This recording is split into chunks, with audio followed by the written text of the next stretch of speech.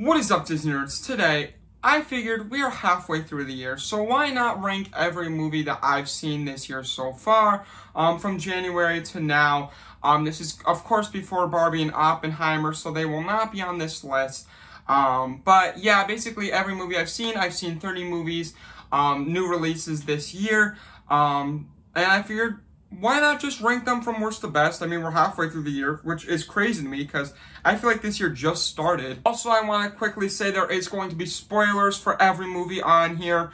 So if you don't want to get spoiled for really the majority of the movies throughout 2023, I would suggest you kind of skip over this movie, except for Barbie and Oppenheimer because I haven't seen it yet. But yeah.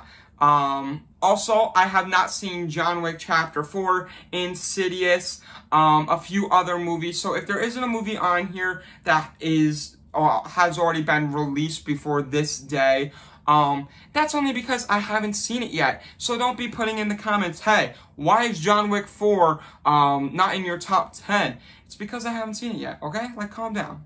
But anywho, let's jump right into it.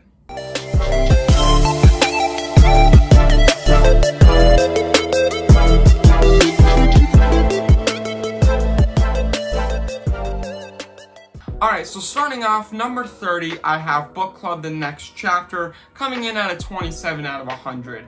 Now, you might be asking, why did I see this movie? I was suckered into it for Mother's Day. My mom wanted to see it, so I was like, okay, I work at the movies, I got in for free with her. I said, let's just go do it. Why not? It'll be something to do on Mother's Day. And this movie just was not for me. Like, it just was boring. But I mean, hey, my mom liked it. That's really all it was for. It was pretty much just a small little thing to do on Mother's Day. Coming in 29th place, I have 65, coming in at a 32 out of 100.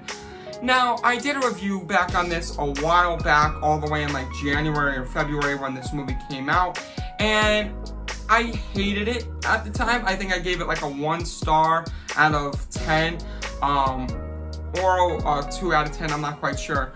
It's changed now. It has moved up slightly to like a 3 out of 10. It's still really bad, like it's awful. I just think I grew to like it a little bit more.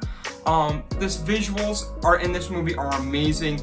It's just the performance, the acting, and the plot is so stupid. Like, the plot is the most dumbest plot to any movie I've ever seen. It is so stupid that I wanted to laugh. In 28th place, I have Megan coming in at a 38 out of 100. Now, I know you guys might be saying Megan is way too low, and it may be, because it is honestly, it's a fun movie. It was something that I just saw for the meme because it was all over TikTok at the time when this came out. And look, it was something stupid, it was fun, but it was not good in any way. Like, it was stupid. Come on, guys, let's be honest here. It was a dumb movie, but it was enjoyable. Like, I did have a good laugh through it. Coming up next in 27th place, I have The Machine. Now, The Machine is, I don't know, like a fun movie. I never did a review on this movie because, again, like, it was just, this is as mid as a movie could be. It is just something to watch when there's nothing else in the movie theater. I'm talking when there's no Indiana Jones, no nothing. This movie was like, and I saw that Mark Hamill was in it, and I was like, let's go see it. So me and my dad saw it, and I will say there was a few parts that were pretty funny and pretty cool. Like the mafia in this movie, whoa, I was like, that's actually pretty cool. But it's, again, the acting is just, no. It's bad. Even Mark Hamill's acting in this movie is just, you can clearly see he was just there to have fun and for the paycheck. And I mean, Mark Hamill's having fun, so I was having fun. But besides that, everything else was kind of just boring. I mean, the whole backstory to this was cool, and I guess this is, like, I don't even know, like, what to think about this movie. But it's really just flat surface, just mid. In 26th place, I have Shazam! Fury of the Gods coming in at a 52 out of 100.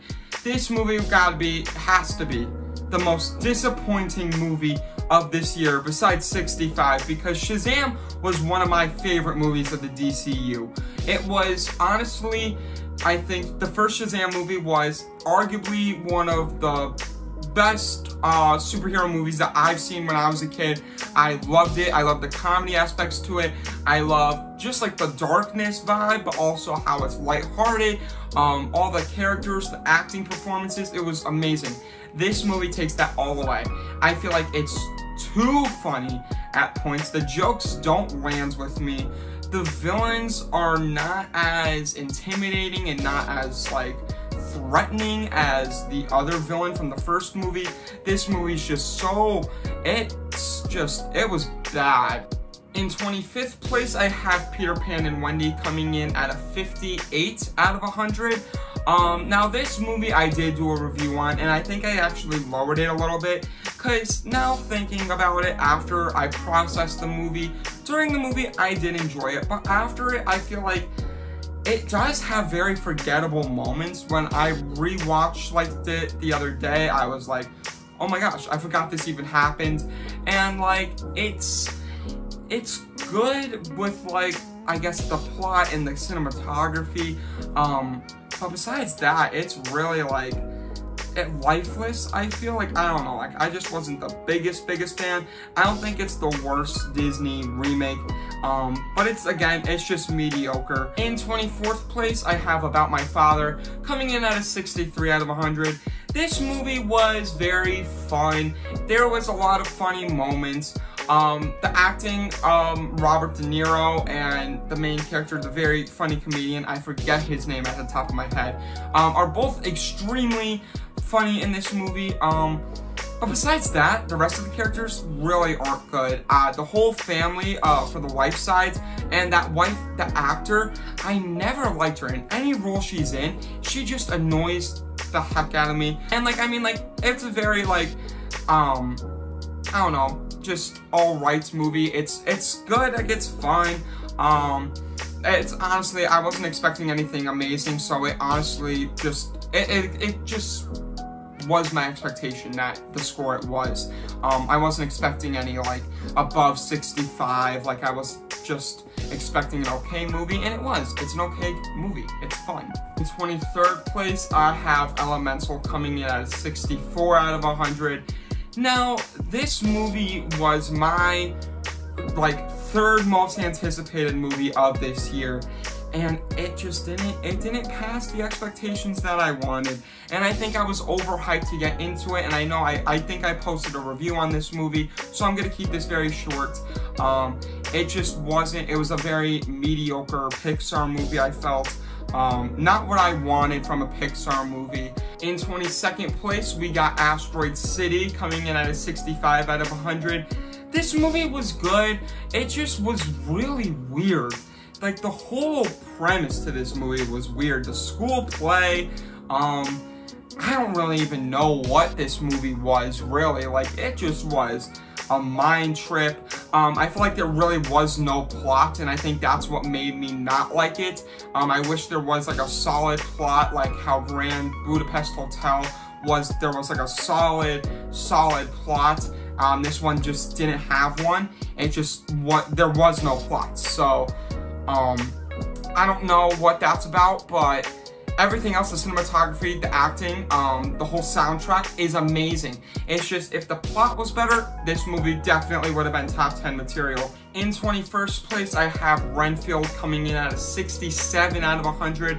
Now, this movie may be a bit high, but I'll say, I really enjoyed this movie. It is so dumb and stupid, but it is so fun. Nicolas Cage as Dracula is just something I never knew I needed, and I'll be like, it was such a great, it was a great movie, like, it was such a great, like, dark comedy. Everything about the jokes really made me laugh. I really like the cinematography with like the lighting, I guess. The lighting was great. Awkwafina was actually surprisingly really good in this movie. Nicolas Cage again. And of course, Renfield himself. That man is an amazing actor. I can't think of his name again on the top of my head. But this movie was really funny, and it's a dumb movie, but it's a very fun watch, and I'm sure I'm gonna rewatch it for Halloween. In 20th place, I have Indiana Jones Dial of Destiny coming in at a 68 out of 100. It's not the greatest Indiana Jones movie we've ever gotten, and it's not near the greatest at all. It's honestly towards the low bottom tier. I feel like Indiana Jones just shouldn't have gotten I feel like it should have ended at the 4th movie. I don't really think we needed this movie. I don't think it's as bad as what some people are saying. I think it's okay. I think it's honestly, it has moments where I really like it. Like the opening scene is great. The ending scene is great. The middle scene, it's not good. In 19th place, I have Ant-Man and the Wasp: Quantumania coming in at 68 out of 100. Now, when I first saw this movie, I really liked it, and I still think it's really good. I just think that the plot is very setting up to King Dynasty, and I would have liked if this movie's plot kind of just focused on Quantumania itself and the quantum realm, digging deep into it, and it was very storyboard going into the quantum realm. And honestly, I really do like this movie. I saw it 3 times in the theater. I really love Kang. I really love MODOK's character. I just wish it didn't really set up the future as much. And I will say this movie is very visually stunning. I have a whole review a while back. I just think over time I liked it less and less. In 18th place, I have Champions coming in at a 70 out of 100. This movie's just really funny. I have laughed at every single joke that was thrown at me in this movie. And I will say it's definitely a movie that's very underrated and not too many people know about it. Woody Harrelson is great in this movie, and I will say every actor with a disability is amazing in this movie. And just the whole concept and premise of this movie is great. As my mom works in the fields with people with disabilities, and this movie does hit home, I think, for me, because I kind of grew up with a lot of people that I actually consider family with disabilities, and they come over to Thanksgiving sometimes, and I feel like this movie definitely should be more watched by people, because I feel like people just judge people with disabilities too much, and they don't consider that they have talents, like playing basketball, like in this movie. In 17th place, I have Knock at the Cabin coming in at a 70 out of 100. Now, when this movie first came out, I did not like it, but now I can appreciate it a little bit more. I raised up that score just a tiny bit, because I did not really care for it when I first saw it back in April, I think, but now I think it's a little bit better, and I do like the suspense it builds up towards till the end. I just didn't appreciate how the ending just kind of made it everything's fine. I really thought I would have really appreciated if the world did end. That would have been a great ending, because it is a M. Night Shyamalan movie, and I feel like all his movies kind of have a weird twist, and that would have been an amazing ending to one of his movies. In 16th place, I have No Hard Feelings coming in at a 73 out of 100. This movie has a very 2000s comedy vibe, and I really did like it. I think Jennifer Lawrence is hysterical, and I think this is kind of every big star needs a comedy movie, and this is definitely her comedy role. It does deal with drama, relationships, it has every single rom-com, drama, suspense, everything I feel in one movie, and that's what I really like. I will say I was a tad bit weirded out with the whole age gap, and I know everyone's gonna say hey, that happens with everything, but it was weird seeing a young 20-year-old, 19-year-old kid go with a 37-year-old, 32, I forget, 32, I think, 33 adult. In 15th place, I have Beau is Afraid coming in at a 73 out of 100.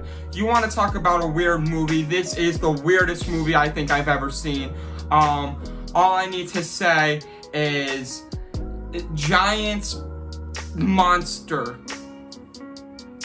Fill in the blank if you want to. This is the weirdest movie ever. 3 hours long of just Bo going critically deeper insane. And honestly, I really liked it. In 14th place, I got The Little Mermaid coming in at a 73 out of 100. There's a lot of 73s out of 100. It's just the way I review things. We do it in all our review videos. But anyways, the soundtrack in this movie is very good except for Scuttlebutt. That song was what made this movie really unenjoyable. I think Scuttle as a character, I hated Awkwafina playing Scuttle. Scuttle was just the most annoying character in this movie, and that's what's sad is because I really like Scuttle. And honestly, for this movie, I was very on board from the first trailer with Halle Berry playing Little Mermaid. I did not care about the diversity pick. It really didn't matter to me. I really liked Prince Eric in this movie. I thought he was really good. Again, age gap was very noticeable. A little weird at some times, but I really did like Prince Eric's character. I really liked all the characters except Scuttle. In 13th place, I have Joyride coming in at a 78 out of 100. This movie was hysterical. It was so funny. I thought the jokes were so great in this movie, and I will say Deadeye as a character was great. And they definitely are setting up for a sequel, and I'm very excited. And this movie's basically book club for a younger audience, and definitely way more raunchier and funnier than book club. So it's really weird because it's legit just book club, but for younger audiences. But it's so good. In 12th place, I have The Flash. Now, I did give this movie a 84 out of 100 when I first saw it, but right now, I'm going a 78 out of 100. I did kind of fall peer pressure into what people were saying about the visuals. Seeing TikToks more and more, I did see what people were saying about the visuals being a bit weird, but when originally watching this movie, I really did like it.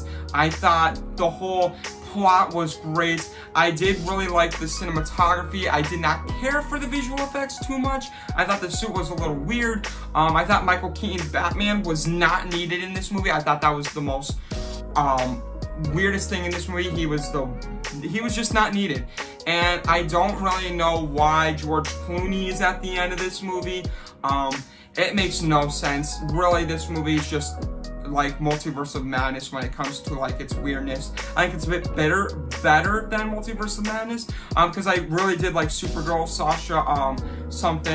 Sasha Cale, I think her name is, was great in this movie as Supergirl, and I hope she's coming back, even though I don't think she will be, but I wish she was our Supergirl still, and I hope she is because she was such a tremendous job.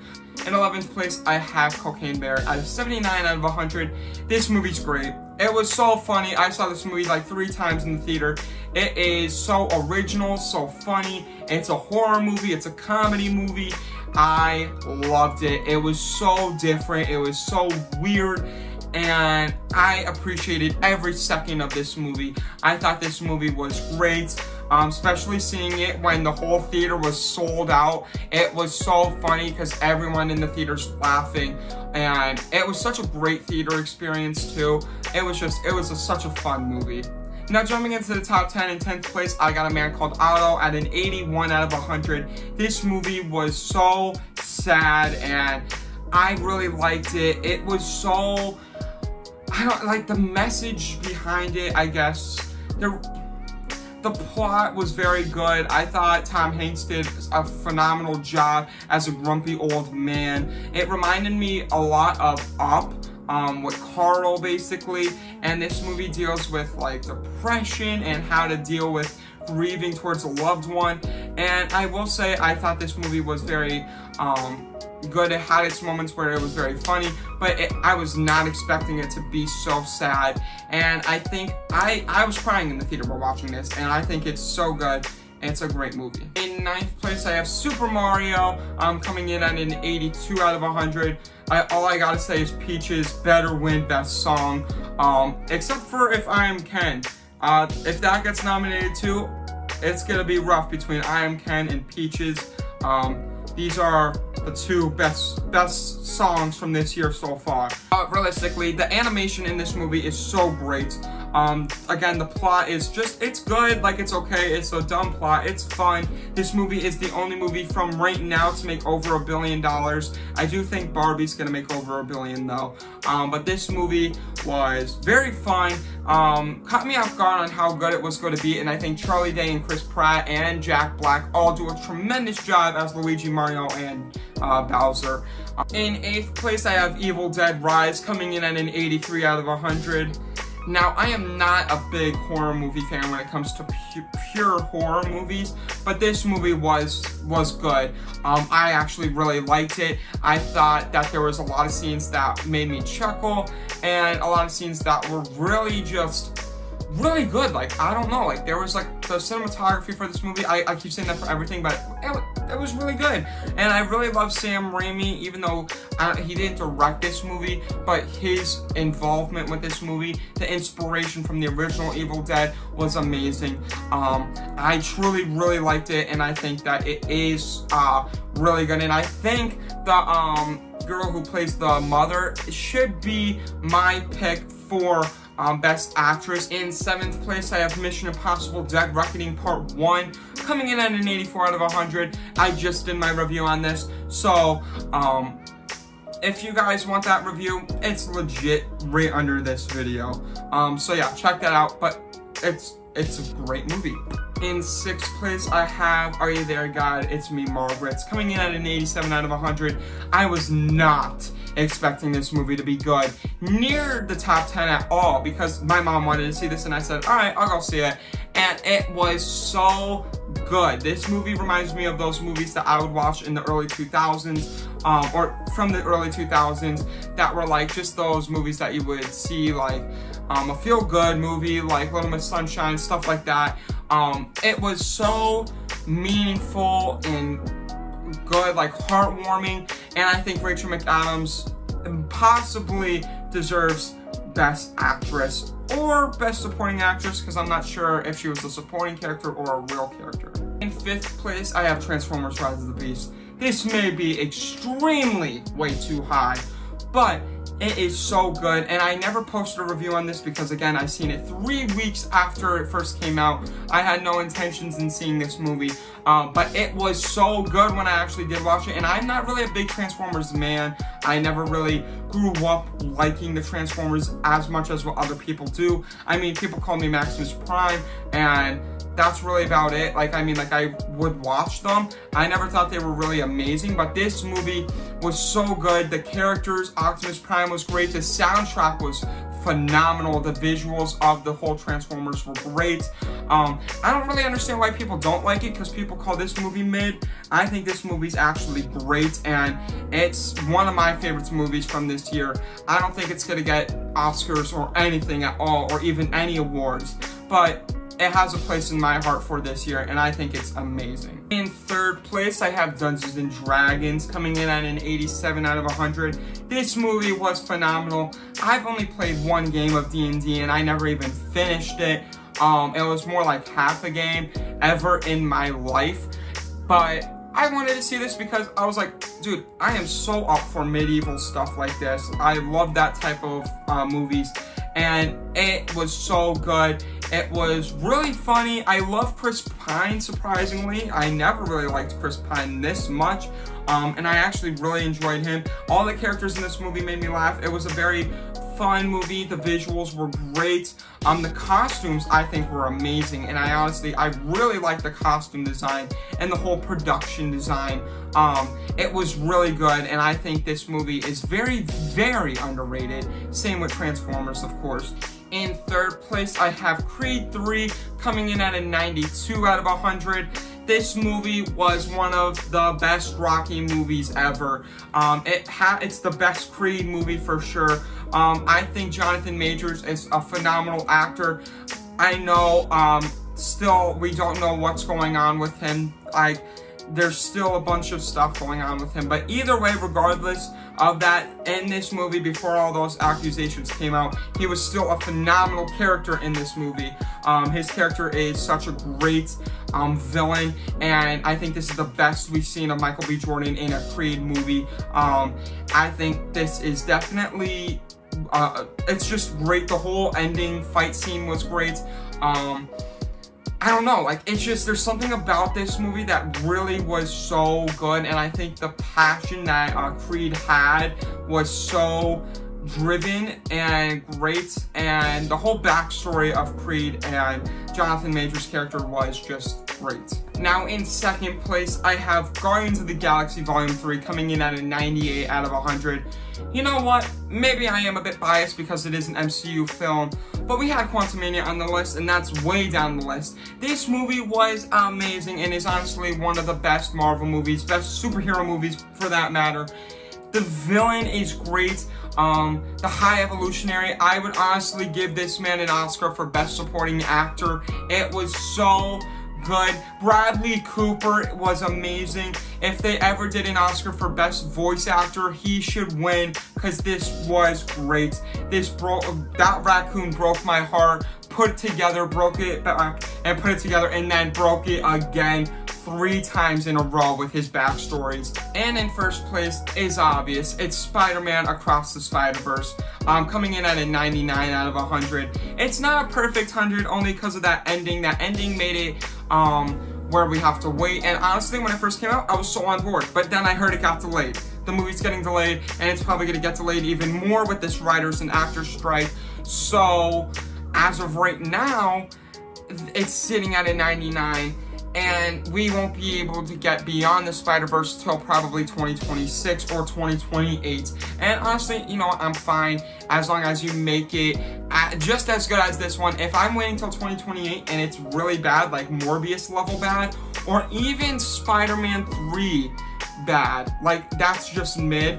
If it's Spider-Man 3 level or anything below Spider-Man 3 level, I'm so mad and done with this movie. But either way, this movie was phenomenal. It was great. Oppenheimer has a chance to beat it. Could it though? If it does beat it, that means it would have to be a 99 or above, because this movie was so good. And I've seen this movie, I think, like 6 times in the movies because it was amazing. Alright guys, thank you so much. I will get to be watching John Wick Chapter 4 hopefully sometime soon. But I'm sure that's going to be high up on this list as well. But yeah, thank you guys so much for watching today's video. If you did like it, make sure you like it down below. And subscribe, ring the bell for future videos like this. With that being said, thank you so much for watching. Peace out. Peace.